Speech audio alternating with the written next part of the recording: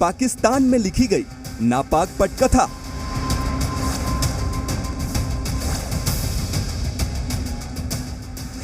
भारतीयों के खिलाफ पाकिस्तान की साजिश।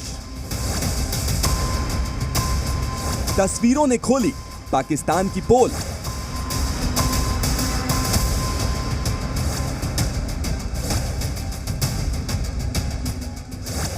कतर के पीछे आतंकिस्तान खड़ा है।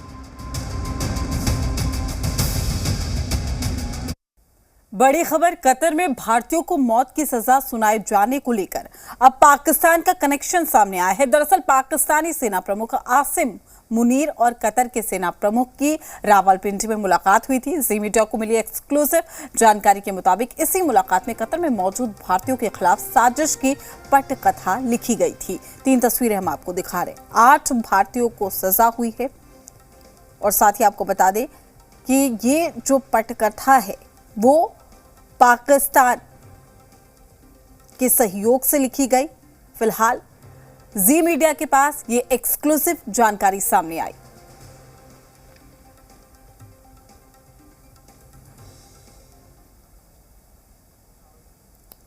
पाकिस्तान के आर्मी चीफ की मुलाकात से अलावा पिछले साल भी कतर और पाकिस्तान की सेना के अफसर मिले थे।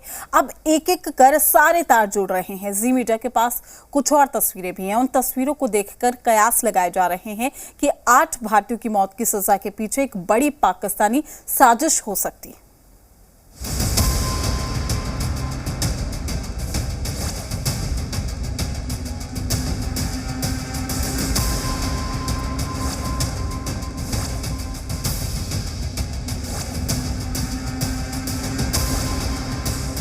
क्या कतर में 8 भारतीयों को मौत की सजा के पीछे पाकिस्तान का हाथ है? क्या इशारे पर ही मुस्लिम देश कतर में भारतीयों को मौत की सजा मिली है? ये सवाल यूं ही नहीं उठ रहे। इसके पीछे 2 बड़ी वजह हैं और ये वजह है 2 तस्वीरें। तस्वीर नंबर 1, ये तस्वीर इसी साल मार्च के महीने की है जब पाकिस्तान और कतर के सैन्य अफसरों की मुलाकात हुई। शक है कि यहां उन 8 भारतीयों को सजा देने पर चर्चा हुई होगी। अब इस शक को और मजबूत करती हुई दूसरी तस्वीर देखिए। यह है तस्वीर नंबर 2। तस्वीर जून 2022 की है जिसमें कतर एयरफोर्स के commander major general Jassim Mohammed और पाकिस्तान के तत्कालीन navy chief admiral Mohammad Ahmad Niazi के बीच मीटिंग हुई। यहां चौंकाने वाली बात यह है कि इस मीटिंग के ठीक कुछ दिनों के बाद अगस्त 2022 से ही उन 8 भारतीयों को कतर की जेल में डाल दिया गया था। मगर कतर के इस फैसले के पीछे साजिश की बू आ रही है। इस शक की 2 बड़ी वजह हैं। पहली वजह, कतर की अदालत ने मौत की सजा तो दे दी लेकिन सरकार ने अब तक उन भारतीयों पर लगाए गए आरोपों को सार्वजनिक नहीं किया है। यहां तक कि उनके परिवार वालों को भी इसकी जानकारी नहीं दी गई है। जानकारी के नाम पर बस कतर की मीडिया रिपोर्ट्स हैं जिसमें कहा गया है कि उन भारतीयों पर कथित तौर पर जासूसी के आरोप हैं।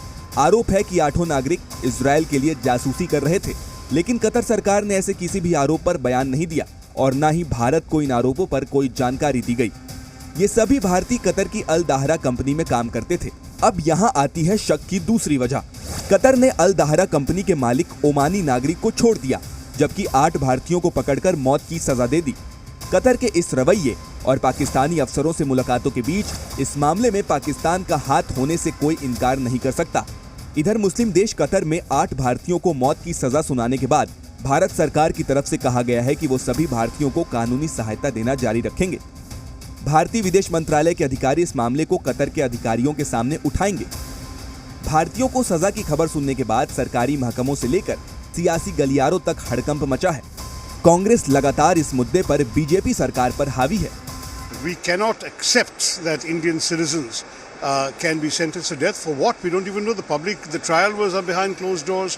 The sentencing, no one knows the reasons, anything like this. It's terribly shocking and I must say unacceptable. I hope that the Indian government will take it up very strongly with the highest level of authorities in Qatar and that as a result we will have some satisfactory outcome.